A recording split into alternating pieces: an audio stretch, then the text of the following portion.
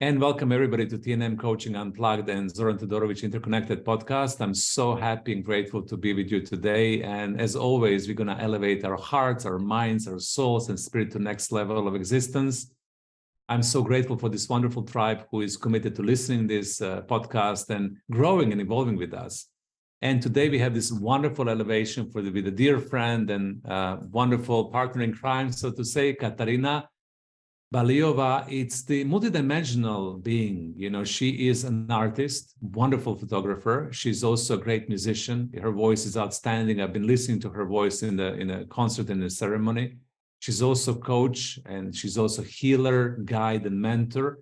And she has many different facets of herself that she brings into her personal development work when she supports and helps people to become the best possible versions of themselves. So I'm so grateful and happy to have Katarina with me today. Welcome, Katarina. Thank you so much for this introduction. Absolutely beautiful. I will just like to add on that my path started about 20 years ago, where I was exploring more the body as an element through a dance, through gymnastics, 15 years training and discovering different parts of the yoga practice, which then that led me to discovery with the breath work, with the voice, with the music, studying various instruments. And later on that came the medicine work and plant medicine, which then kind of combined into the complexity that I am right now, using art, spirit, and health, or the sound, arts, and the body as its own in exploration of the spirituality and in exploration of itself.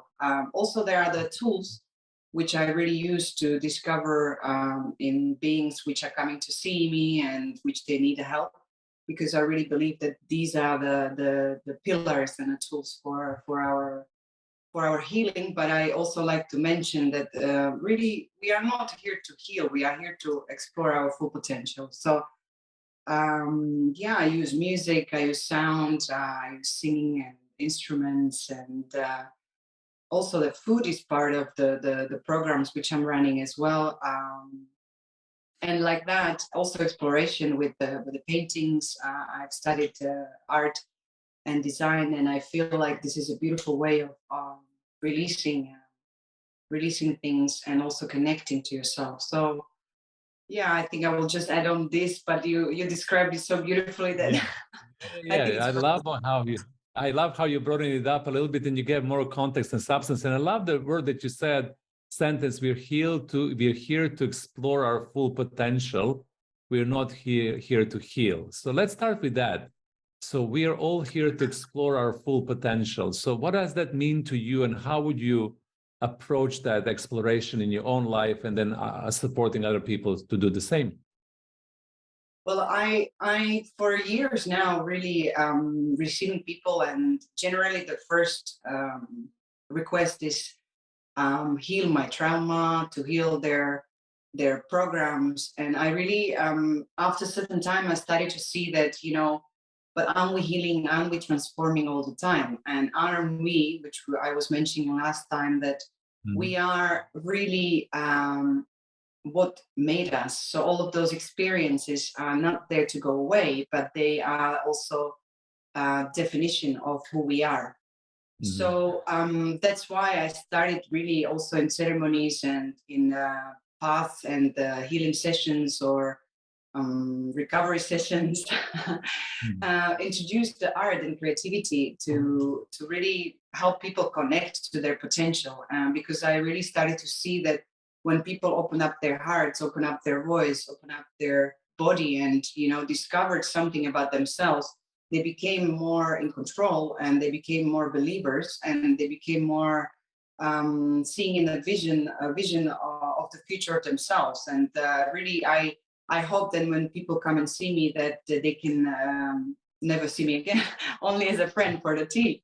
Because I don't want to create dependency. I want to create independent beings, because I believe this kind of world can be a different place if we all really connect to our potential and to to our dons, and really enjoying fully ourselves and embracing it with love and care, and really accepting what form us, because those little things that we're trying to heal or move away from, they never go away. They just become, as I said before, like a keyhole, so the key to the further discovery of yourself, and to become true self, because you're not changing to become new, you're becoming more of yourself.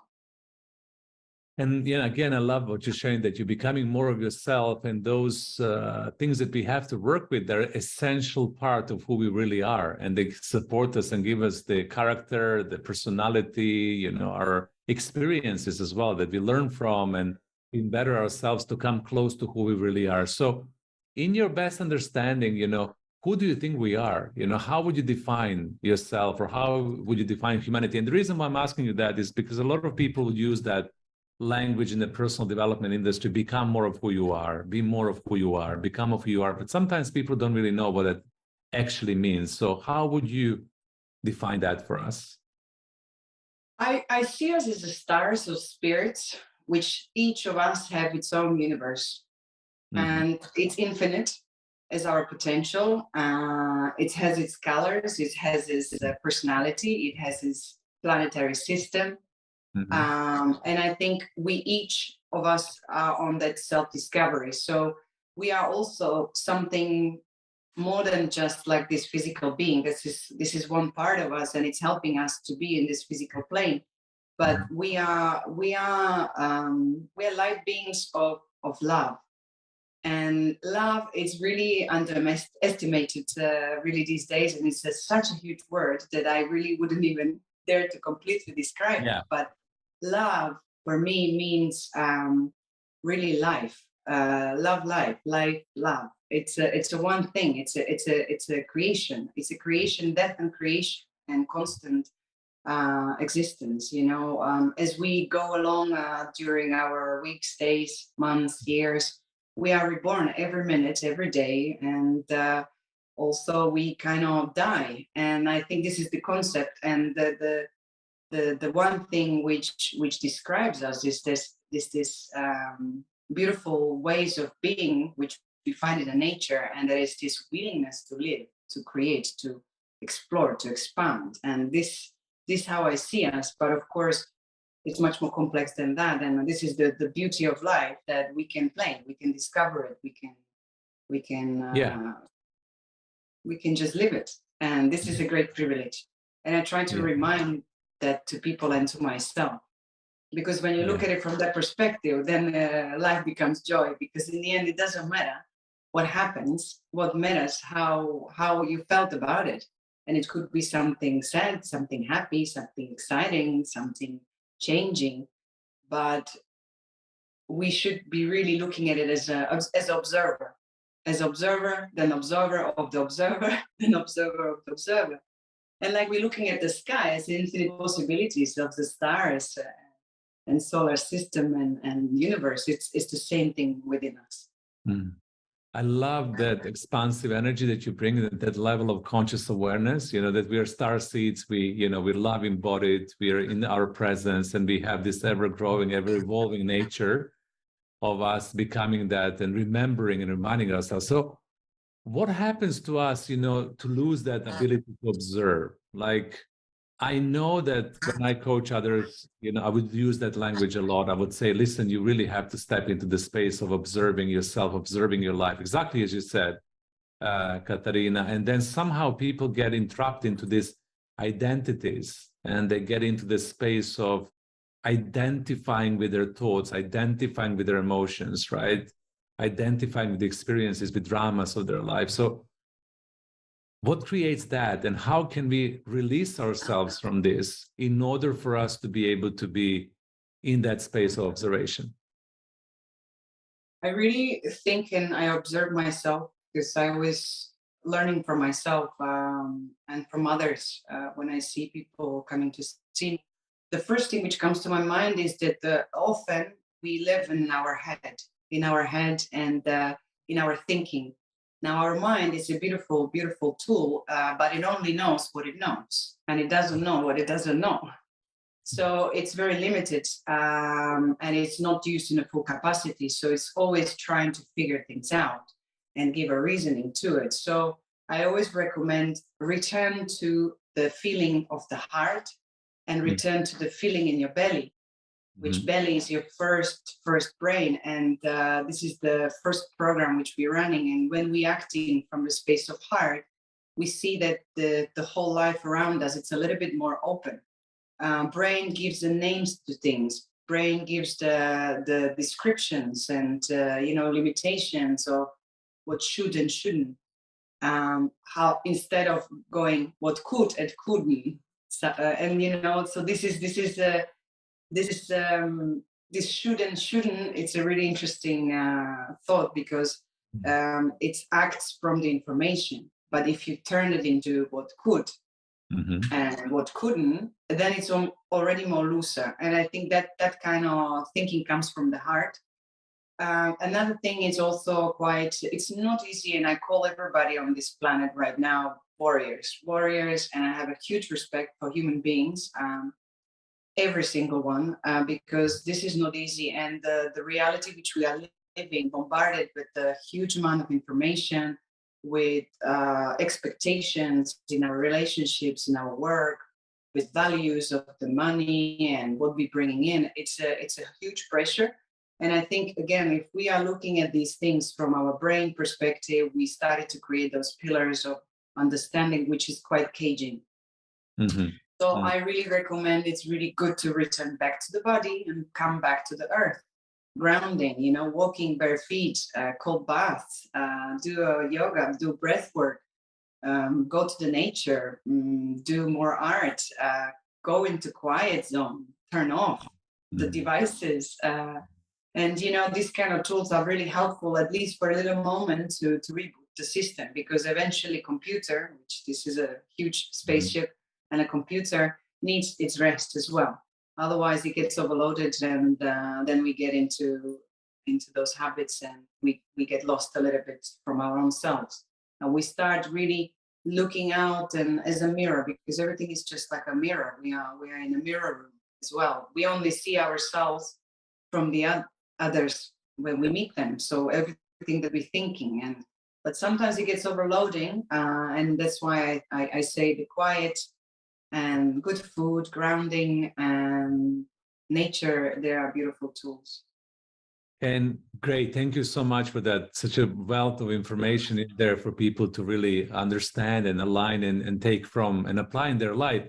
And also what is interesting for me when it comes to your approach and your take on life is that you introduce creativity as one of the key elements in transformation, in evolution, in healing, as creativity is something that is the force that is very important. And a lot of people don't have that connection to creativity. People who listen to this podcast, for example, people who are looking to find themselves, sometimes when I ask them, what about your creative energy? They even perceive themselves as not creative because they're trained to see the big artists and amazing musicians and people who are outstanding in their profession or their creation to be the creative beings, and everybody else is kind of bubbling along and kind of improvising, but not really being creative. So there is one Dali, there is one, somebody who composed this piece of music that is transformational, but other people are not. So, and where I feel you in our conversation is that you introduce creativity as something that is an essential part of ourselves in our lives. So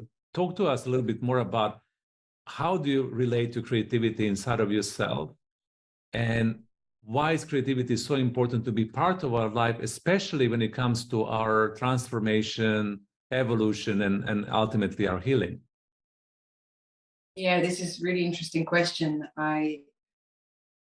First thing is that I would say ways of seeing, ways of being.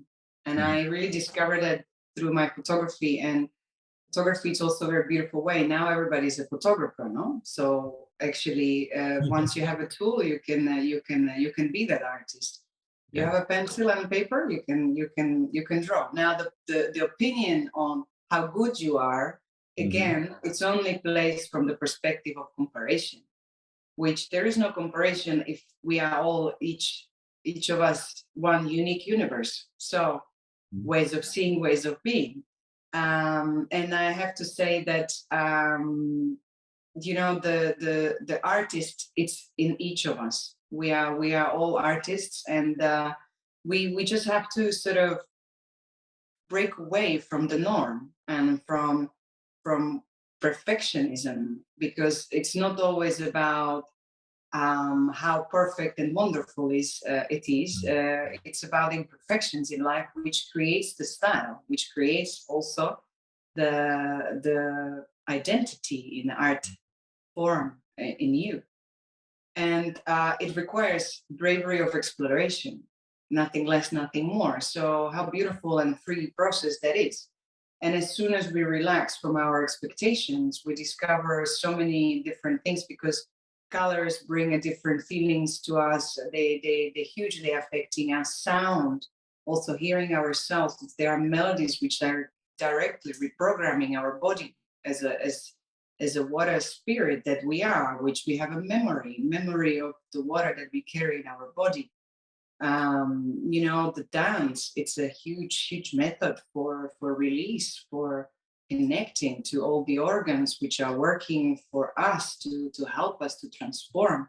So all those tools, they are for us, to guide us. So as I was mentioning before, sometimes people say like, oh, I get ill, I'm not well.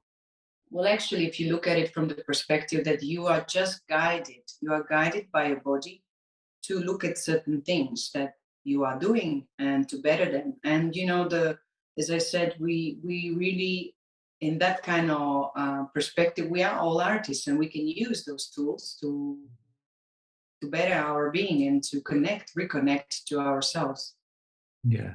And I'm grateful that you're liberating that in other people, because I also believe, like you, that everybody is a creative genius on a certain level. And the whole courageousness in allowing oneself to explore creativity and to move away from that comparison and judgment, because somehow in that polarity consciousness of who we are and how we condition to think, we compare. Even if somebody creates a painting or sings, they will say, am I good enough? Am I somebody else? You know what I mean? We're conditioned to do that. So, but if you go with your analogy from the beginning, that we are this universe, and each and every of us are a singular, unique universe, and we have our own signature, our own expression, our soul signature, so to say, that creativity is super important, because we're adding our piece, and it doesn't matter how it comes across. It's a matter that you're exploring it, right? Yes, exactly. Yeah. And each of us has its part, like we came here for a reason. We are here for a reason. And even though if you look at from the space perspective, we are so little, but we are part of the piece of the sand, we're really, really important. And each of us can create its wave, its color, it's a vibration, and the universe really embraces it.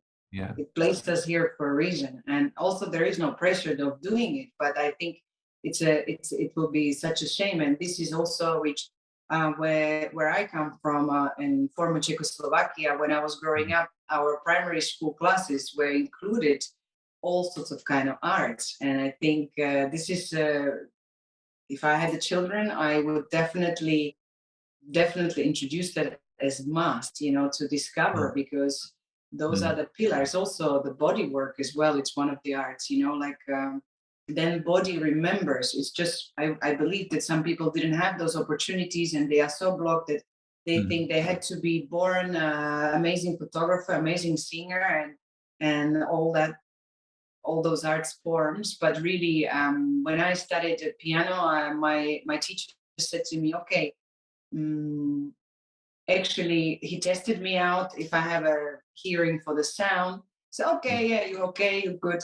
So now we start to work, and remember, 99% of our hard work, 1% of the talent. So love that. by repeating things, you get better. You start drawing every day one thing, and I tell you, you do it for a month, and you'll become amazing of drawing. So exactly. I'm a firm believer in that. Yeah. I'm a firm believer in that repetition and giving it the time and space, and you become better and better and better.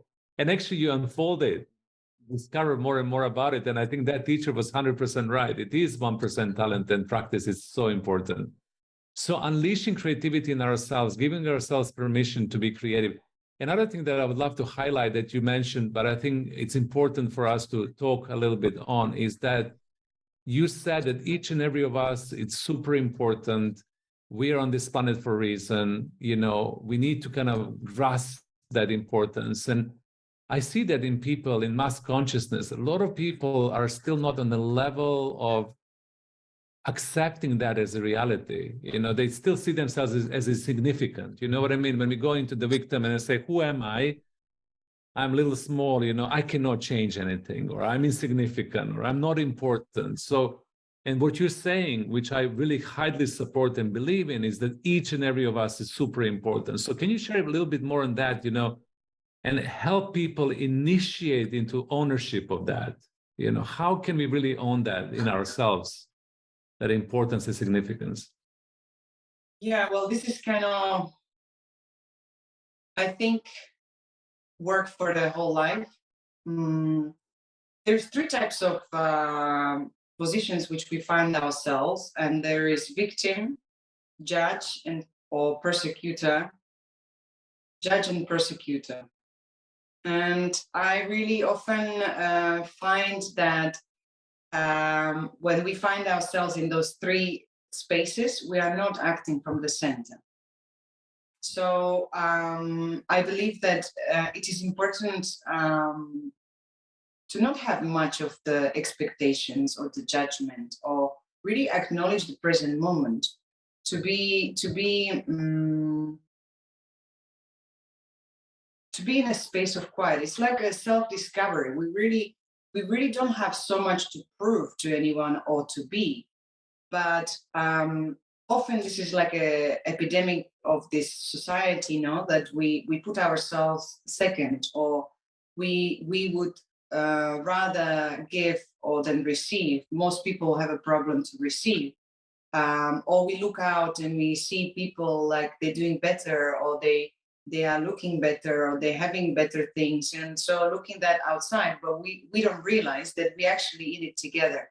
It really doesn't matter which level, good or bad, one is living, because it's incomparable. But each of us, we are fighting through difficulties or some challenges. And really, when you look at it from that perspective, that we are in it all together, then there is no such a thing that finding yourself unimportant. Because actually you look at it as a fight of the group, or as a battle of the group. Because not only that, if you look at the whole world under the microscope, every particle is floating in the air, not connected but very close to each other. So every movement has its effect. And I like that. I see the whole society, and we are in it, in the one world together. So we creating overall picture, we creating overall spirit. There's a spirit within us, there's a spirit around us, and there's spirit overall. And so it's a one being, it's a one world, one feather, one tribe, and it's inevitable, because look under the microscope, it's all floating together but not completely connected. There's in a way there are particles separated, but as a complex, they're floating together. So like that, we found ourselves in unity. And I think with that, you suddenly feel belonging, or you belonging to something greater. And then perhaps you discover that there is there's this greater love for yourself. This is also something which we've been a lot, certain generation taught at schools, and kind of, you know, being pushed to become someone. Now it's in a world of the avatar. So technology world is creating this identity. So the Instagram pages and so on. But in the end, that distracts us from really truly who we are. Like, you can see me, I'm here, Katarina, with these things and things like that. But actually, this is one side of me, and I am also the spirit within. And I'm part of this world. And often people throughout that separation feel this loneliness, feel that separation, feel that like they don't they don't belong. But when we become to look at the world that we are one world, this good tool of the under the microscope, then you realize that you belong and you're part of the huge complex, and your movements, your thoughts really do matter, because they're creating a vibration, they're creating the pattern of they're creating the image, they're creating the pattern. I call it like as you sew something on a cloth. This is what happens when we are sending our thoughts to the universe, and together we better create a good one. And this is how I always observe myself. And I think, it is the work of the whole life, and not always we gonna feel up and super full of happiness, because we need those fluctuations so we can actually realize the potential of our happiness and potential of our sadness and potential of all those things. So we feel the value of it, and we can really enjoy them. Absolutely beautiful answer to the wonderful question. And I just want to reemphasize this for the listeners. I think now more than ever, in our life, at this juncture on our human evolution, it's important for us to engage, and it's important for us to become mindful and very clear around our thoughts and our feelings and our emotions and our actions as well, because we are co-creating that collective fabric that Katarina is talking about through the analogy of sewing and weeding and weaving basically in the collective. Now, the big question here, that kind of came through your last answer, and I know that this is going to be super interesting and exciting for all of us to explore, is this disconnection and connection, because you mentioned a lot of beautiful words there. You said when we connect, we have this sense of belonging. And when we have sense of belonging, then we begin understanding that we're part of that universal fabric of life, and we have our place within that ecosystem. And a lot of people are not feeling that. A lot of people actually do not know how to connect to themselves, and then how to connect and plug into the fabric of reality in a conscious way. And I think that this connection creates a lot of challenges that we're seeing right now, even if you perceive them, Katarina, from the perspective of their necessary challenges for us to grow, as you said, for us to feel lower, to be able to actualize the potential of our happiness. Even if that's the case, it's fine. Universe or life is perfect on a certain level. But let's look into that. Let's address that connection, disconnection. So how do you perceive that? And what is necessary for people, from your take, from your point of view, to connect to themselves, and then to connect to this bigger fabric of reality that we can call quantum field, the infinite field of possibility, universe, as Master Yoda said, the force. We can say many, many things about it. Yes, really good question. In my opinion, from people I've been meeting, when they're really disconnected, there's really and they don't have the tools, meaning they haven't done any physical practice, any spiritual practice. I find that they are quite like non-believers. They don't see well, like the windows are a little bit foggy, So for me, the best tools really, again, reconnect to that unity, infinity, to that spirit of all, is through the plant medicine. Because the plant medicine, there are grand teachers, grandfathers, grandmothers, and they really have an incredible ability to I call it, plug us back into the true self, and to what we belonging to. And there is the consciousness of this planet, consciousness of this universe. And once we discover that through the plant medicine, it's a really sometimes like a wow effect, that you start to understand that really everything around you is working with you, and you affected, and it affects you, and how it's really alive, that the certain objects that are not just dead things and pieces and rocks and plants. Everything constantly moves, breathes, looks, hears. And for me, I think this is probably the best tool to again reconnect to that consciousness, to remember where we truly came from. Mm-hmm. Mm-hmm.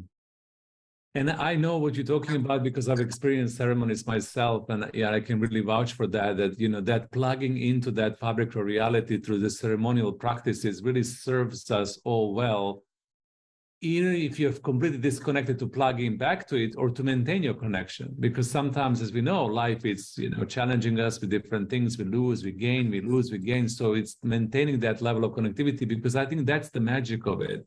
Because once when we plugged into this organic fabric of reality, organic universe that is created from plants and animals and the earth and the sacredness of the earth, and we keep on fostering that connection in ourselves and around us, then we become unshakable, we become aware, we become powerful, we become engaged, we become strong, we can tackle any issue.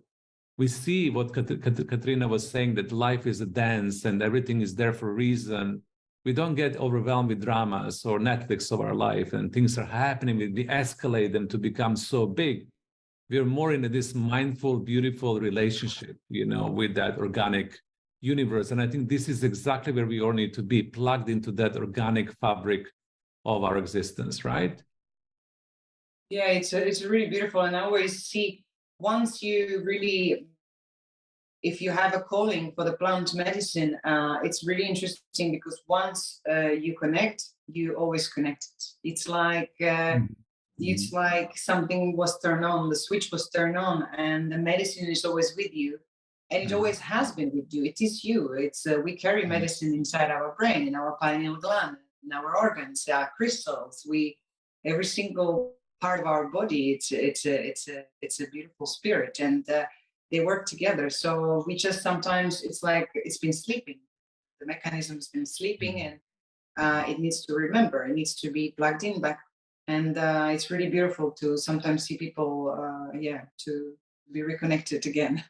Yeah, exactly. It's like dormant, sleeping, some ability inside of yourself that is kind of switched on and plugged in, and you lit up suddenly. Oh my God, I have this part of me that I forgot, or I kept dormant, I kept asleep in my body. And I think that all of us right now, in any walks of our life, in business, in career, in relationships, in whatever we are kind of focusing on, we're going to this level of activations when we are fully invited to awaken and be more tuned in and more connected and more activated, especially within the organic fabric of reality, and not plug into the synthetic fabric of reality, which is all the metaverse and the digitalization of everything. I think that's also a big challenge for all of us, because if we are plugged into the fabric of organic reality, then we can navigate the digital reality in much more skillful way, like Jedis. If you're plugged into digitalization, we lose that connection with nature. It's challenging, right? Yes. Yeah, it is. Well, I always say that the technology here, it's a part of it, and we're always expanding, but really always remember, like there are many of those really wise words. Remember where you come from, and when you look at that, then you can always come back to it. And it's important to hold that base. And this is the earth, Mother Earth, and the nature, the water, the elements, fire, earth, air, and they are here to remind us to stay grounded, and then we can navigate in this incredible expansion that we're living in, with the world, with technology, with ourselves. So yeah, I always feel like the plants, they give us this opportunity to see the beauty in simple things, and that gives the peace to us, because sometimes this huge access of things that we own, that we want to be and have and see, and it's a lot of, I call it things and things and things. So Exactly. like simplicity, more things, I need more things, I need to go shopping, more things, I need more things. Yeah, more things. Actually, it's good to go back to sort of really basis, to really understand those 4 types as well. Like I always sharing is, please understand, what does it mean to be thirsty? Or are you just drinking because you have enough of water around? So, understand that limitation. Please understand, what does it mean to be hungry and eat when you are really truly hungry? Please understand that limitation so you can expand it. Then please understand how it is to be really, what is your tolerance to the temperature levels? hot and cold. Hot and cold, So you yeah. understand your body, so you understand your living. And then please understand what does it mean to be truly tired. So you sleep with a really, really good rest when you're tired. And how long can you keep going with those abilities? And when you understand that, then you hold your life in your hands. And from that onwards, you can actually expand yourself further and you feel safe. But when you start judging your life upon things and a life outside and things you see and who you should be and would be, and you get lost. Absolutely, because it's so much out there and it's a little bit virtual reality. Yeah, exactly. It's holographic. Virtual reality is holographic in nature, so it's a projection as well. So that was perfect completion of our conversation, because I wanted to ask you for a practice or what people can implement and integrate. And you already shared that practice. Please understand when you need sleep. Please understand when you need to be hot and cold. Please understand when you need to drink water. Please get in touch with your elements in relationship inside of yourself so that you can practice that foundational connection to those aspects. And then what Katarina said, that then you can really play and expand and build upon your life and actualize your potential. So just to kind of sum up our conversation today and to leave our audience with a good ending, anything that you feel inspired to share just to feel complete with this, with our conversation today, to wrap up? I would just share that life is a theater. So and beware that you are actor and observer of it. So make a good show, and enjoy the flow, and be like the water which flows and purifies, and stay grounded and look to the sky for expansion of infinity, and be grateful for your body, how it breathes itself and takes care of itself for you. And don't forget to smile. It's contagious.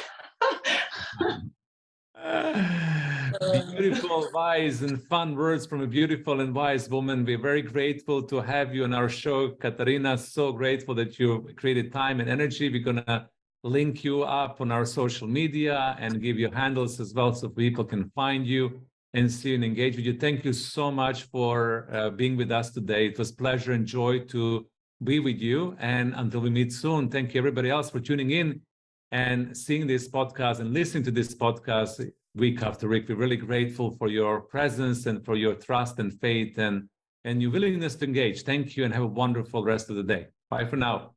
Thank you.